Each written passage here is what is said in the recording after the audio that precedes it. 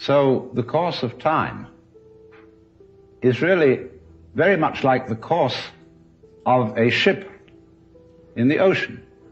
Because here's the ship, you see, and it leaves behind it a wake.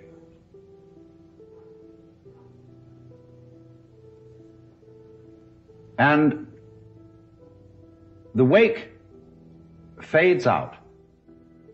And that tells us where the ship has been, in just the same way as the past and our memory of the past tells us what we have done. But as we go back into the past, and we go back and back to prehistory, and we use all kinds of instruments and scientific methods for detecting what happened, we eventually reach a point where all record of the past fades away in just the same way as the wake of the ship. Now, the important thing to remember in this illustration is that the wake doesn't drive the ship any more than the tail wags the dog.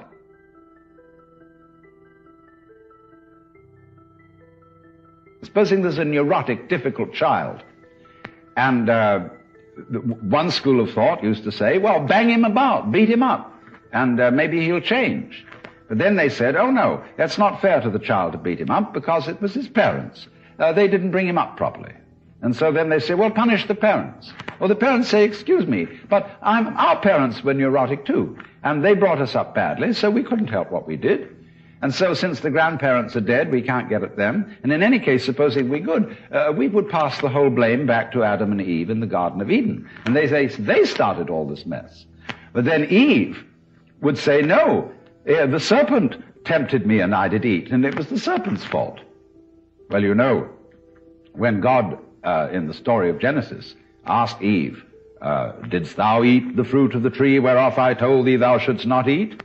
She said, oh, but the serpent tempted me, and I did eat. And God looked at the serpent, and the serpent didn't make any excuse. He probably winked. Because the serpent, being an angel, was wise enough to know where the present begins.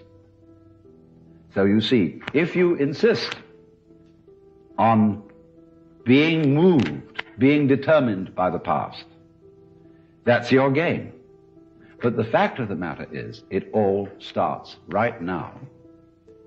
But we like to establish a connectivity with the past, because that gives other people the impression that we're sane. If you ask me then, why am I talking? Well, I could say I'm making a living this way, or I have a message that I want to get across to you. But that's not the reason. I'm talking for the same reason that birds sing and for the same reason that the stars shine. I dig it. Why do you dig it? Well, I could go on answering all sorts of questions about human motivation and psychology, but they wouldn't explain a thing, because explaining things by the past is really a refusal to explain them at all. All you're doing is postponing the explanation. You're putting it back and back and back and back, and that explains nothing.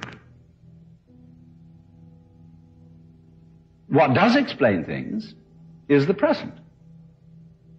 Why do you do it now? Now, this is a slight cheat, because that doesn't explain it either. Because what happens now, just as the sound comes out of silence, all this comes out of nowhere. This is in connection with what I explained to you in another talk about the power of nothingness.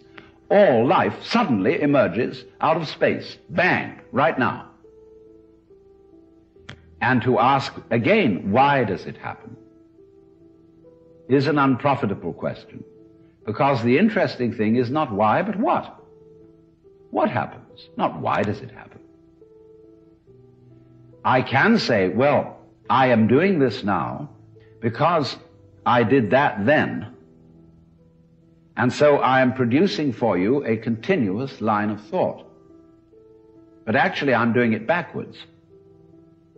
I'm doing it always from now and connecting up what I do now with what I did so that you can see a consistent story. If I define myself as the whole field of events we'll say the organism-environment field, which is the real me, then all the things that happen to me may be called my doing. And that is the real sense of karma. But when we speak about freedom from karma, freedom from being the puppet of the past, that simply involves a change in your thinking. It involves, in other words, you're getting rid of the habit of thought whereby you define yourself as the result of what has gone before, and instead get into the more plausible and more reasonable habit of thought, in terms of which you don't define yourself in terms of what you've done before, but in terms of what you're doing now. And that is liberation from the ridiculous situation of being a dog wagged by its tail.